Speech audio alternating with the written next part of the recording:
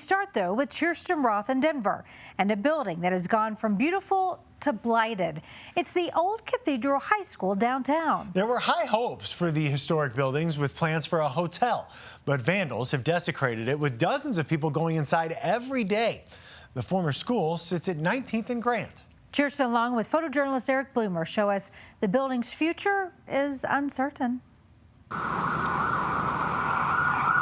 Leaving a building like this can be a pathway towards demolition by neglect. And it would be a travesty if it was to be allowed to be demolished through lack of upkeep. John Deffenbaugh of historic Denver tells a grim story of this century-old building.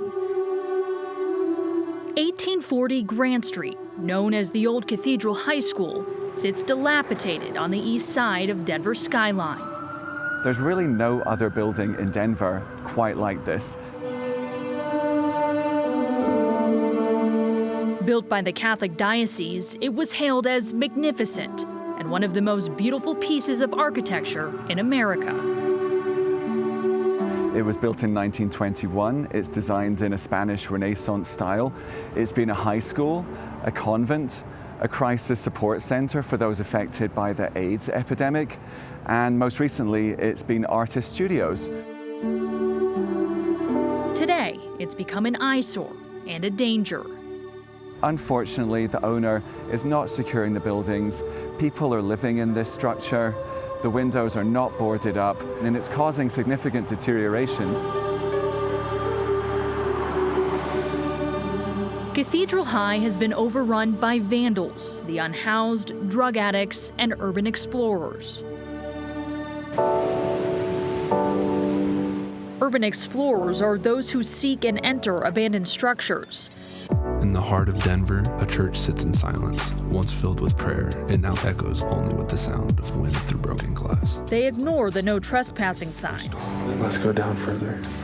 Once inside, they often photograph or shoot video of their adventures. These are murals. They tell the story of Jesus. Then post them online for the public to see. Cathedral High has become a popular destination.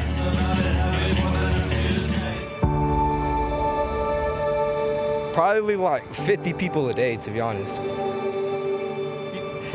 Like somebody posted it on TikTok and it went pretty viral because it's so easy to get into. I've probably been here around 3 times. We just explore, take pictures. There's a bunch of people that come in here to destroy stuff though. The inside right now is destroyed. Like, every single wall has holes in it. There's trash all over the floor. They started tagging on the walls and they started destroying the windows and it got bad. We implore the City and County of Denver to implement the maximum fine possible to ensure that this unique building exists into the future. In 2011, the building was slated for demolition, but Historic Denver and other preservation groups fought to save it. 5 years later, it was sold to New York City developer that planned to create a vibrant hotel with retail and office space. Unfortunately, that plan stalled. The developer says they were plagued, first by a slow permitting process, then the COVID pandemic, and now high interest rates.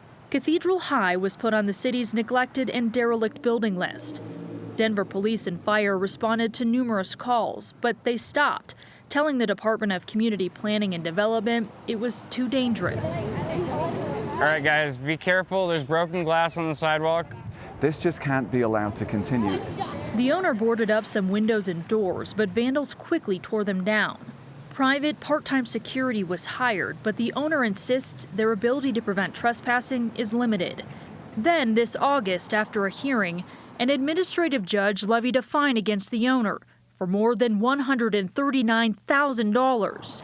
The owner quickly responded with their own lawsuit, claiming the fine is grossly disproportionate and excessive. Denver has a neglected and derelict buildings ordinance, which exists for precisely buildings like this to ensure that they're preserved and they can stick around long enough so they can be meaningfully reused in the future. I'm full of hope for this building. It's perfectly salvageable, it's stunningly beautiful, and it's much loved by its local neighbors. And if we just allow it to go to ruin, what does that say about us? And if you think it's an inevitability that this building's going to be demolished, then that's an indictment on us all.